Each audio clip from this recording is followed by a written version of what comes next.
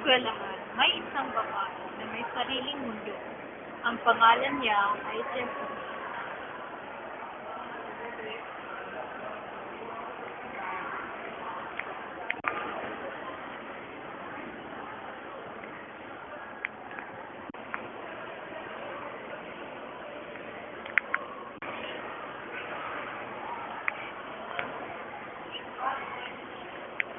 On.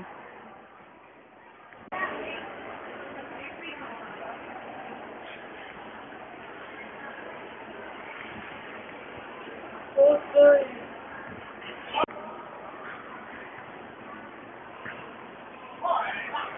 On. Di ba sabi ko sa'yo, aking kompetisyon ito? On. Huwag ka naman ganyan sa akin, no? Wala naman yung ginagawa mo sama. Hindi naman sa'yo, di ba? Isa ka lang eh. Hindi mo naman ikaw ang nag-aaral dito, di ba? Aba, sumasagot ka pa? Sumasagot ka pa? On. Yun ang bagay sa'yo.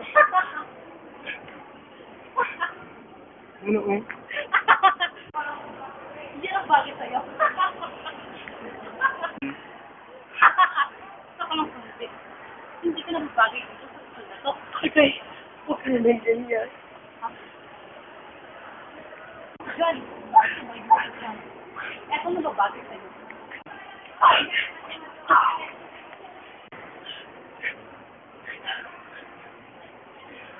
Hindi ko na